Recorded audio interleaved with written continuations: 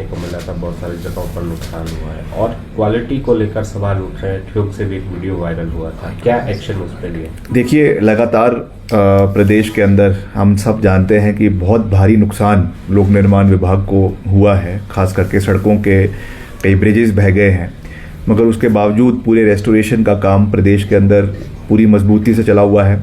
पिछले कल भी मैंने डिपार्टमेंट के साथ इसमें बैठक करी और उनको सख्त निर्देश दिए हैं कि नंबर 1, जहाँ पर भी मेटलिंग टायरिंग का कार्य चल रहा है, जो AMP एनुअल मेंटेनेंस प्लान के तहत किया जाता है, उसमें जितने भी टारगेट्स हर डिवीज़न को, हर ज़िले को दिए गए हैं, उनको समय के ऊपर पूरा किया जा सके।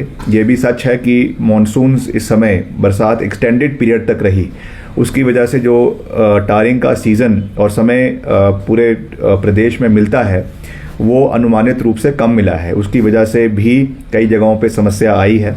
कई जगहों पे हमको ये भी देखने को मिला कि बारिशों के बावजूद टायरिंग शुरू हो गई। वो भी मैं समझता हूँ कि ठीक नहीं था, क्योंकि मगर ये एक चुनौती थी डिपार्टमेंट के सामने कि हमें समय पे अपने जो हमारे टारगेट्स है उसको भी मीट करना है, मगर मौसम उसमें इजाज़त नहीं दे रहा है।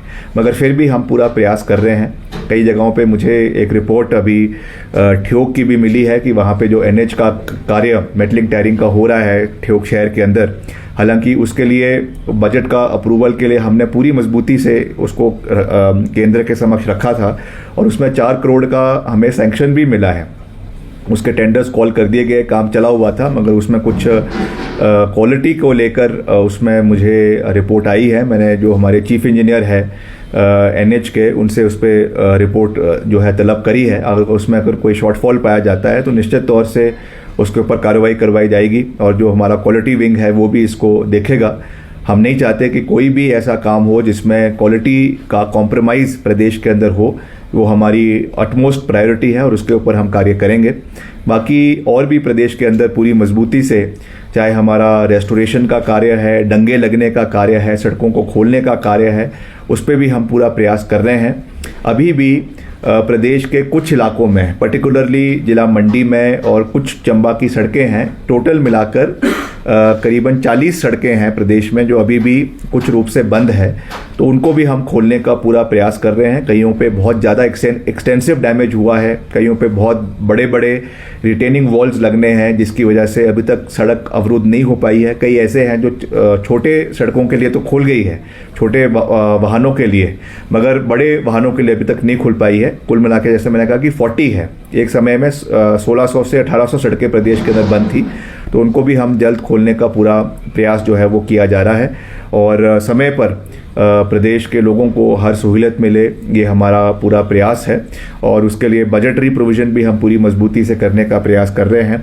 PDNA post disaster need assessment के तहत, जैसा मैंने पहले भी कहा है कि 1400 करोड़ रुपए की स्वीकृति हमें प्राप्त हुई है और उसमें पूरे प्रदेश में टेंडर्स जो है वो आपके छोटे छोटे कार्य है, कोई रेस्टोरेशन का कार्य है, कोई डंगे लगाने का कार्य है, कोई छोटी पुलियां लगाने का कार्य है, ब्रिजेस है, वो इसके अंतर्गत जो है वो लगाए जा रहे हैं और समय पर उसको अवार्ड किया जाएगा, ताकि आगे हमारा सर्दियों का सीज़न भी है तो उसको भी ध्यान में रखते हुए, जहाँ पर भी मुश्किल सीज़न हो जाता है, काम करने में समस्या आती है, तो समय पर वो कार्य पूरे हो, इसका भी हम जो है वो पूरा प्रयास कर रहे हैं।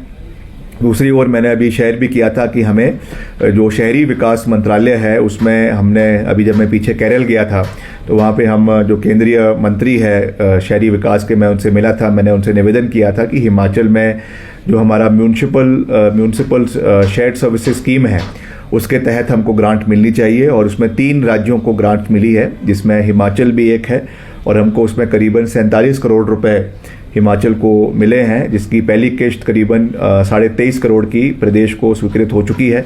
उसमें कुछ शहरों को आइडेंटिफाई करके वहाँ पे म्यूनसिपल सर्विसेज को बेटर करने के लिए सेंटर्स बनाए जाएंगे। ऑनलाइन प्रक्रिया उसमें शुरू करवाई जा रही है। आज ही हमारी एक बैठक जो हमारे केंद्रीय शहरी विकास मंत्री है उनके साथ ऑनलाइन बैठक भी अभी आज ही हुई है।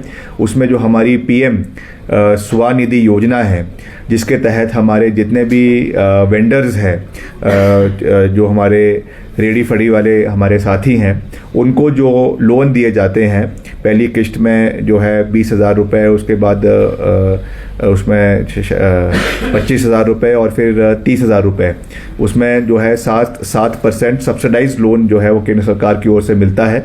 तो उसमें भी हम ज़्यादा से ज़्यादा अवेयरनेस क्रिएट करने की कोशिश करेंगे। अभी तक पिछले 5 साल में जब से ये स्कीम शुरू हुई है तो करीबन 19 करोड़ के जो है वो यहाँ पे वितरण इस के माध्यम से हो चुका है, जिसमें करीबन 3,000 से 3,500 हमारे वेंडर्स जो है वो इसमें लाभान्वित हुए हैं।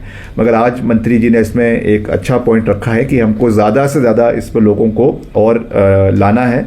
तो उसमें हम कोशिश करेंगे कि प्रदेश में जितने भी हमारे वेंडर्स हैं, खास करके जो शहरी इलाके हैं, जो हमारे टूरिज़्म वाले इलाके हैं, जैसे शिमला है, कुल्लू मनाली है और धर्मशाला है, या इंडस्ट्रियल एरियाज़ है, बद्दी है, ऊना है, हमीरपुर है, वहाँ पे ज़्यादा से ज़्यादा वेंडर्स को इसमें आइडेंटिफाई किया जा सके, उनकी बाकायदा आइडेंटिफिकेशन हो और उनको QR कोड जो है वो मिले।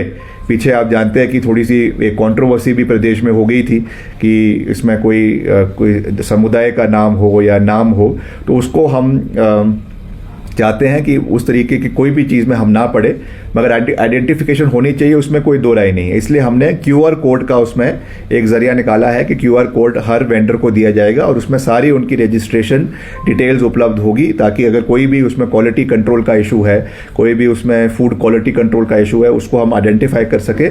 मगर कोई भी सांप्रदायिक तरीके से उसमें कोई ऐसी जो है कोई डिफरेंसेस क्रिएट ना हो, इसलिए उसमें इस तरीके का एक हमने सोल्यूशन निकाला है। इस चीज़ को मैंने आज जो हमारे केंद्रीय मंत्री है उनको भी मैंने ये विषय रखा, उन्होंने भी इसकी जो है सराहना करी है कि इस तरीके से इसको किया जाना चाहिए। तो उसको हम प्रदेश के अंदर इम्प्लीमेंट करेंगे। मगर अभी हमारा आंकड़ा बहुत कम है, केवल 5,000 वेंडर हमने प्रदेश में आइडेंटिफाई किए हैं, हालांकि और राज्यों में ये करीबन 25 हज़ार है।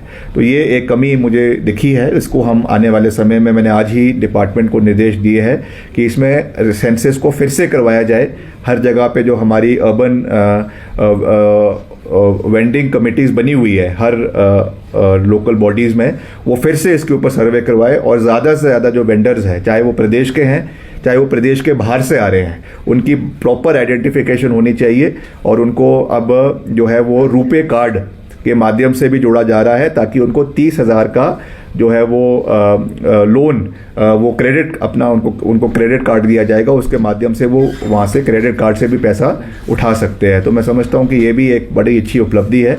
इसको हम और मजबूती से आने वाले समय में जो है वो इम्प्लीमेंट करने का प्रयास करेंगे।